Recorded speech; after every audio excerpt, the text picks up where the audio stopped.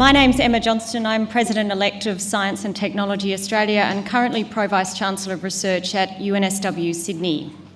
It's my great pleasure to be chairing this afternoon's session. This morning we have heard a great deal from a great number of very experienced policy advocates, science advocates, and even lobbyists. And you could be very much confused at this point as to what you can get done in your meeting tomorrow. This afternoon's session is really about preparing you for that very brief meeting. Now, some of you may have a lot of experience interacting with politicians. Some of you may be meeting politicians at the federal level for the first time. It doesn't really matter tomorrow because you have such a short amount of time that the main aim of the game is to begin a relationship. And beginning a relationship does not usually begin with an ask. It doesn't usually begin with anything particularly deathly boring. It begins with something very personal. It begins with something about you. And if one message you can take home from today is really that tomorrow, and Anna Maria Arrabbiata said it quite well, she said people will remember you for what team you barrack for or don't barrack for, rather than what particular science you do. Now, this is a problem for us. We want them to remember the sciencey bit. So if you can spend a few moments just trying to link something personal about you with your science and get that into a 60-second spiel, then you have a chance of making a personal connection with a politician tomorrow that is the beginning of a very long friendship and relationship and communication. And that's the key thing. For me, it's easy. I get to talk about diving under the ice, or, all sorts of strange wetsuits that I get to wear. It's very easy for me to talk about something that gets a politician excited, gets them thinking about my research and connecting it with me. I'm sure that every one of you has something at least a little bit odd about what you do in your scientific research careers that you can link to you, that can make a politician remember you. So maybe if you spend a little time thinking about that, it will be well worthwhile, but you'll get a lot of other tips this afternoon. The first thing I wanted to mention, though, is we're absolutely going off on Twitter, and that's important to a lot of people, including politicians. So Senator the Honourable Arthur Sinodinos, Minister for Industry, Innovation and Science, of course, has been tweeting about the event and has put out a media release. He has recognised today and tomorrow as a great opportunity for politicians to honour the work done by scientists, so hopefully we get a great reception tomorrow. He said that science is critical as Australia's economy continues to transition and broaden to one driven by services, innovation and technology.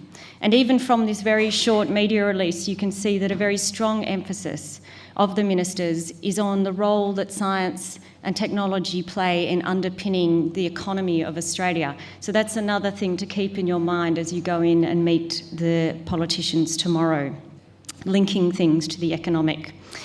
So as I said, this afternoon's story is designed to prepare you for that specific meeting. Our next speaker, and is Bobby Cerini here? Yes, great. Just checking that we've got a turn up. Not like those journalists.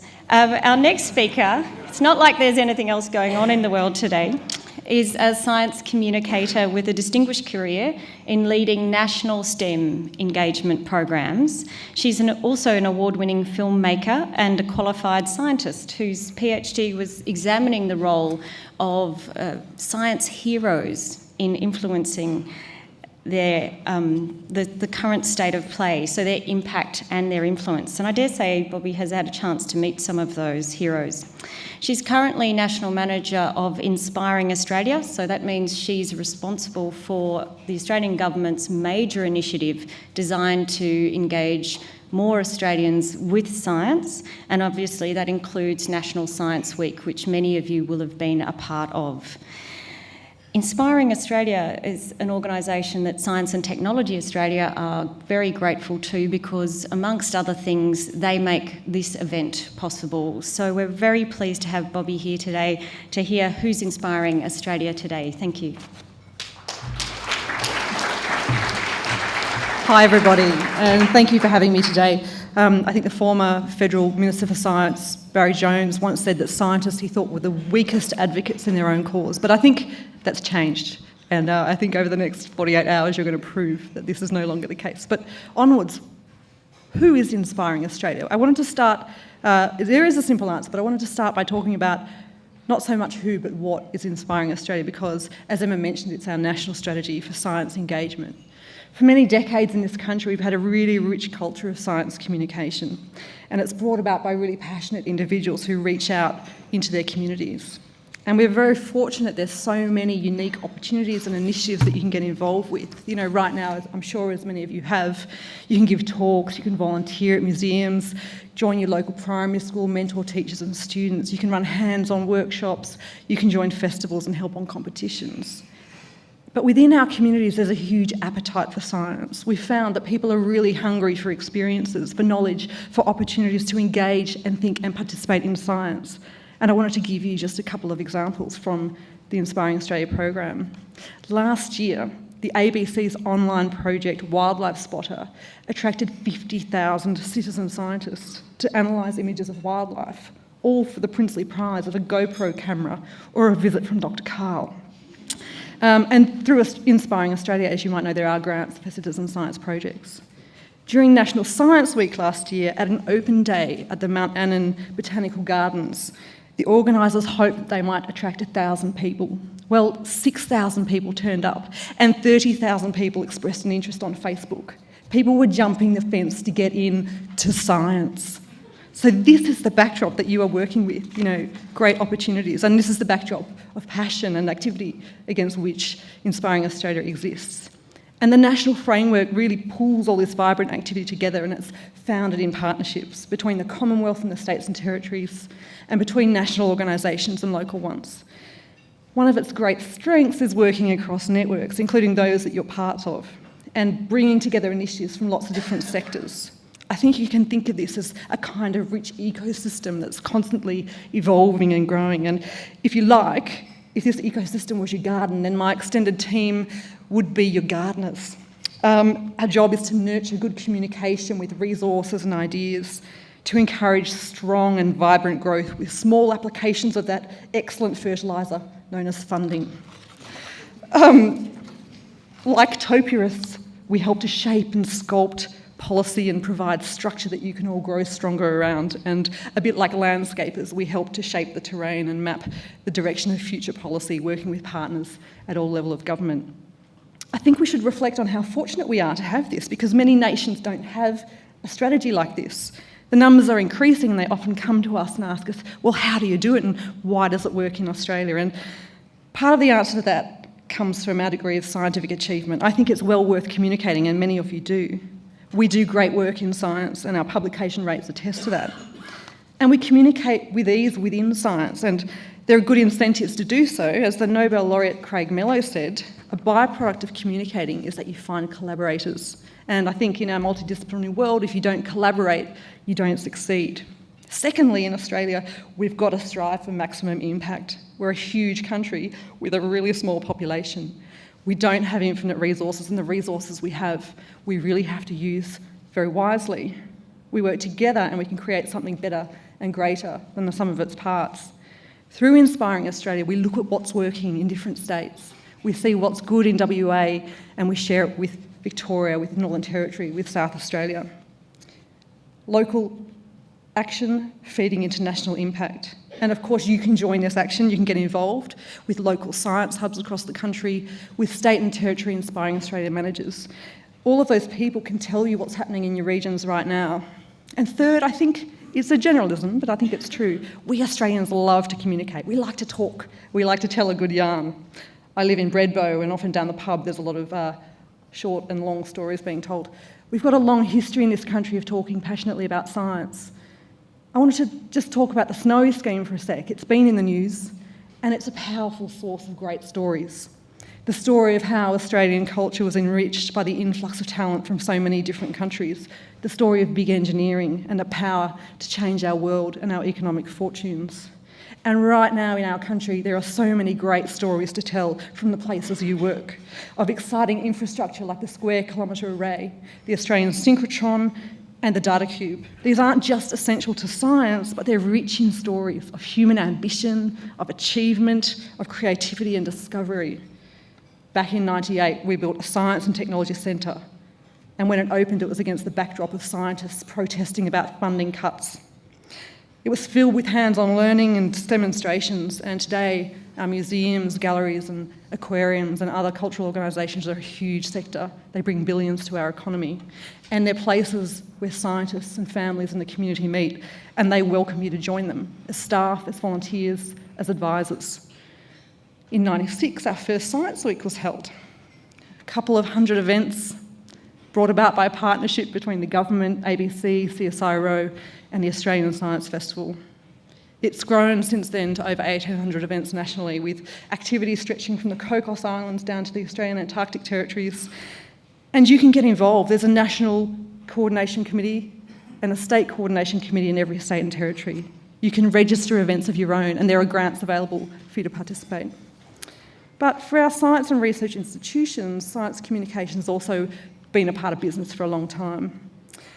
Think of CSIRO not just reaching out to industry, but its resources for educators and students like the CSIRO Double Helix magazine and the Bureau of Meteorology. You might know it's the most followed public agency in Australian social media, or it was until the New South Wales Police got in on the Meme Act.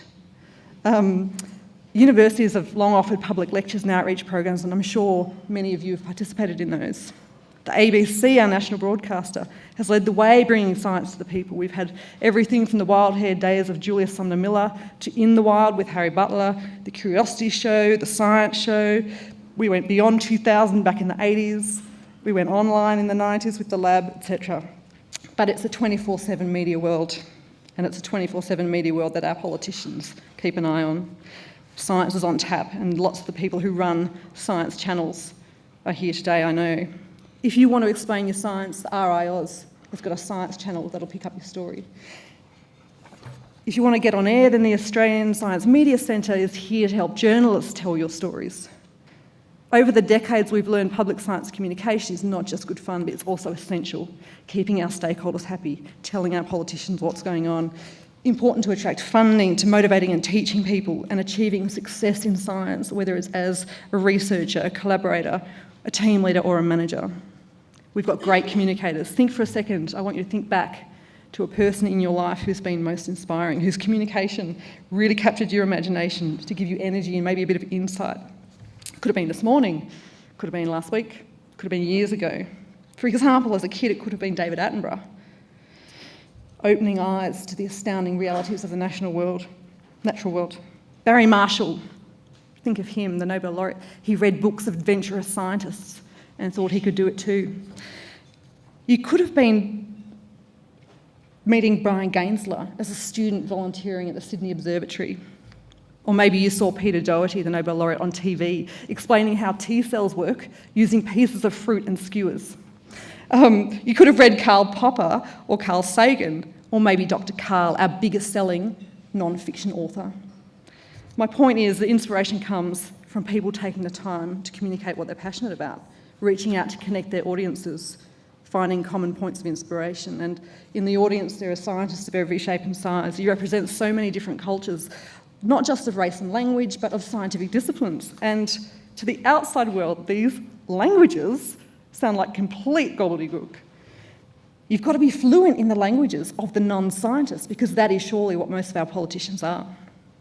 Think of your body language, how you use your hands and your voice, your poise and your posture. Body language that transmits your confidence and your knowledge, but also your passion, your surprise, your excitement and your openness to the conversation. The language of relevance, showing people that you care who they are, that you care about what they care about. Relevance is what connects your world to theirs. And I wanted to talk to you about young people, because amongst the young people of all the world's developed nations, there's widespread disenchantment with science and technology. But amongst those same young people, there is a burning passion for changing the world, for making it a better place, for finding solutions and carrying out actions that help others. Isn't this one of the best things that science has to offer? a domain with the potential to change the world for the better. And so when you go into your meetings, think about how your research relates to the world. Think about the problems that it is helping these politicians solve, because in that is the inspiration for them. Our community is thirsty for knowledge. And if you're thirsty for knowledge, these are great days. If I can borrow a few words from our Prime Minister, there's never been a better time to be an Australian with the desire to consume science. You can access everything our scientists, which is you, have to offer. But it's really only you who can offer it. And there's a really simple message I want you to take home. Who's inspiring Australia? Well, you are, because you have to. You'll be the leaders of our science and research organisations into the future. So throw their doors wide and let people come in to see what you're about. You'll be our next Nobel laureates. And if not you, maybe the person sitting next to you. Turn your head and take a look at them. Take a good look. Don't hide your lights under a bushel. Celebrate all you're going to do and all you're doing, because your story can only be inspirational once it's been told. You don't have to wait decades to achieve recognition either, because the Prime Minister's prizes for science are open right now. So tell those you know who are high achievers, if you don't fancy yourself as a candidate just yet. Encourage people to nominate. It's only through your encouragement and your support that people will learn the true value of their talents. You'll be in the media, you'll be an expert, and you won't often like how your opinion is presented. But you have to embrace that, because nobody knows the value of your work like you do. You've got to get out there, risk it all, and talk about it. Many of you will be parents and grandparents, and in that role you'll have contact with lots and lots of different people. Not just your own kids, but their friends' parents, the teachers, their careers advisors, their footy coaches. You know, all of these people have lots of different views. Don't write them off as too hard, but try and engage with them. Tell the stories of your science and what it means, where it fits, where it's relevant, the difference it can make. Help them to tell the difference between facts and nonsense. We need a lot of that right now. And tell them about how their kids might thrive with just a little bit of maths and a little bit of science and that critical ability to solve some of the world's problems. And finally, you're going to be meeting a lot of politicians and policymakers, not just over the next 2 days, but throughout your whole careers. So get to know them. They're probably not going to be like you. They won't know what you do or why it's important. But as the great Nobel laureate Martin Shalvey said, we don't have the luxury to sit in our labs and assume that other people are going to see what's important about what we do. So you've got to get out of the lab and tell your stories. So do it. Tell them, show them, inspire them, and make every word count. Thank you.